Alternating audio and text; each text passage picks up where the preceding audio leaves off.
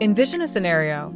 A 20-year-old novice golfer steps onto the green, equipped with natural talent, a self-taught swing, and unwavering self-assurance. Facing him are Harry Vardon, the preeminent golfer of the era and six-time British Open victor, celebrated for his impeccable method, and Ted Ray, a robust competitor from the Isle of Man, fresh from triumphs on Europe's most challenging courses. The year is 1913, and the venue is the US Open. Against all expectations, this young man, Francis Ouimet, not only competed against these celebrated players, but also emerged victorious. The truly remarkable aspect is that Francis was not from a background of privilege or affluence. He was raised in a modest dwelling adjacent to the Brookline Golf Course, where he independently learned to play, utilizing borrowed equipment and an abundance of resolve. His triumph transcended the mere acquisition of a trophy.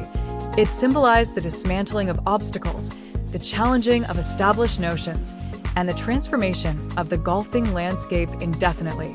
This is not merely a sporting narrative. It embodies a story of tenacity, fervor, and the potential of an underdog to redefine a nation's perception of a game. Consider the backdrop. It's September 1913, and golf is not yet the prevalent sport it is today. At that juncture, it was predominantly regarded as a pastime reserved for the affluent elite, accessible only to those who could afford memberships at exclusive clubs. The majority of Americans did not identify with this realm of polished footwear, custom-tailored attire, and meticulously maintained lawns. Francis Ouimet, however, was an exception. Born to immigrant parents of modest means in Brookline, Massachusetts, he resided directly across from the Country Club, one of America's oldest and most esteemed golf courses. As a young boy, Francis would gaze through the fence, captivated by the players' tee-offs. Intrigued, he began working there as a caddie at the age of 11. While caddies were prohibited from playing on the course, this did not deter him. He honed his skills on nearby undeveloped land, utilizing borrowed clubs and harboring ambitious aspirations. His commitment garnered the attention of local golfers, including Arthur Lockwood, a member of the Country Club who became Francis's mentor. Under Lockwood's guidance, Francis cultivated a swing of such accuracy and consistency that it began to attract considerable attention. The setting was September 1913, a time when golf was far from the widespread sport it is today. Back then, it was viewed as a leisure activity for the wealthy upper class, a game played by individuals who could manage the high costs of exclusive club memberships. Most Americans found it difficult to relate to this world of immaculate shoes, designer clothing, and carefully groomed courses. Francis Ouimet stood apart. He was born to working-class immigrant parents in Brookline, Massachusetts, and lived right across the street from the Country Club, one of the nation's oldest and most respected golf facilities. As a child, Francis would often be found with his face pressed against the fence, observing the players as they teed off. Captivated by the sport, he started working as a caddie there at just 11 years old. Although caddies weren't allowed to play on the course, that rule didn't stop him. He practiced on patches of open land close by, improving his technique with borrowed clubs and dreaming of achieving something greater. His unwavering dedication caught the eye of local golfers, notably Arthur Lockwood, a member of the Country Club who became Francis's guide. Under Lockwood's direction, Francis developed a swing so precise and dependable that it started to gain recognition. Leap forward to 1913. The U.S. Open was scheduled to take place at the Country Club, the very location Francis had long admired from a distance. By an extraordinary turn of events, or perhaps by destiny, it was on his home ground. When it was announced that Harry Vardon and Ted Ray would be participating, the excitement in the golfing community reached unprecedented levels. These were not just any golfers. They were legends of the sport, and their presence guaranteed a competition of the highest caliber. In the year 1913, the U.S.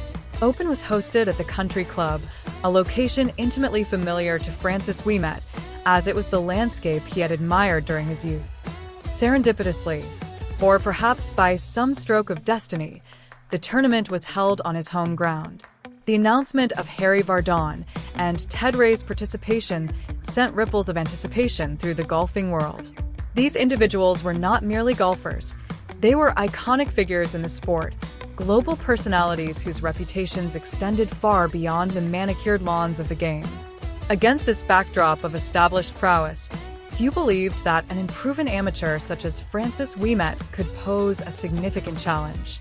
Despite the skepticism, Ouimet managed to qualify for the competition, thereby securing a place alongside the most accomplished golfers on the planet. The tournament structure was exceptionally demanding, consisting of 4 rounds played over a span of 2 days. This rigorous format thoroughly assessed each player's skill, endurance, and mental toughness. As the tournament progressed, spectators were captivated by Ouimet's ability to maintain pace with Vardon and Ray, 2 of the sport's most formidable players. Each stroke appeared audacious, each putt more emotionally taxing than its predecessor. The culmination of the tournament was a playoff, a sudden-death contest among these 3 giants of the sport. Defying all expectations, Ouimet emerged as the victor, finishing a single stroke ahead of Vardon and 2 strokes ahead of Ray. This triumph held profound significance far beyond the realm of sports. Francis Ouimet's victory was not merely a personal achievement, it represented a watershed moment in cultural history. Almost instantly, he became a national icon. Newspapers heralded him as the people's champion, and his story served as an inspiration for countless ordinary Americans to embrace the game of golf. For the first time, golf was no longer exclusively the domain of the wealthy. It became accessible to anyone willing to dedicate themselves to the pursuit of their ambitions. Ouimet's triumph also instigated a transformation in the perception of sports within American society. Prior to 1913, professional athletes were often regarded primarily as entertainers rather than serious competitors. Amateur athletes like Francis Ouimet embodied the ideals of purity and passion for the game, untouched by the pursuit of financial reward. His success challenged the prevailing notion that professionals were inherently superior, thereby paving the way for future generations of athletes to compete on an equal footing. To truly grasp the enduring significance of Francis Ouimet's legacy, consider the subsequent impact of his historic victory. Following his triumph, golf experienced an unprecedented surge in popularity across the United States. Public golf courses began to proliferate in cities and towns, democratizing access to the sport for individuals from all socioeconomic backgrounds. Even Bobby Jones, widely regarded as one of the greatest golfers of the early 20th century, acknowledged Ouimet as a major source of inspiration.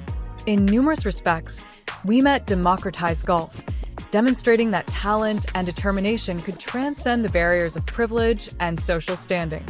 In contemplating the journey of Francis Ouimet, it becomes evident that his story transcends the boundaries of athletic competition. It embodies the spirit of breaking down barriers, challenging preconceived notions, and demonstrating that greatness can emerge from unexpected places, even from a modest home situated across from a golf course. The next time one encounters a daunting challenge, remember Francis Ouimet, the young man who dared to dream and, in doing so, revolutionized the sport forever. In the annals of sports history, few moments resonate as profoundly as Francis Ouimet's unexpected triumph. Against formidable odds, he clinched victory, surpassing Vardon by a single stroke and Ray by 2. The significance of Ouimet's win extends far beyond personal achievement. It heralded a cultural transformation. He swiftly ascended to national hero status, celebrated by newspapers as the people's champion. His narrative ignited a passion for golf among ordinary Americans, democratizing a sport previously exclusive to the wealthy. Now, anyone with dedication and ambition could pursue golfing dreams. Moreover, his victory reshaped the perception of sports in America. Prior to 1913, professional athletes were often regarded as entertainers, not serious contenders. Amateurs like Ouimet embodied the spirit of the game, driven by passion rather than financial incentives.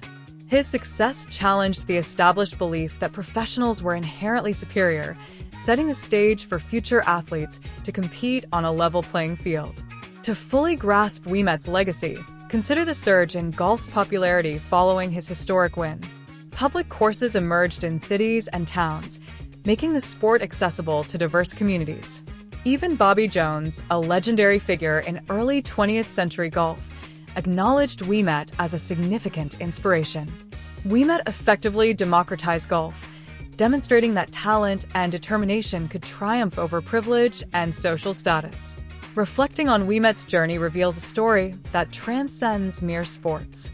It embodies breaking barriers, defying expectations, and proving that greatness can originate from humble beginnings, like a house across from a golf course. Therefore, whenever you step onto a green or encounter a seemingly insurmountable challenge, remember Francis Ouimet. Remember the young man who dared to dream and forever transformed the landscape of the game. Thank you for embarking on this historical exploration. If you found Ouimet's story engaging, please like, share, and subscribe for additional narratives of inspiration. Until our next encounter, may you continue to pursue your own underdog moments.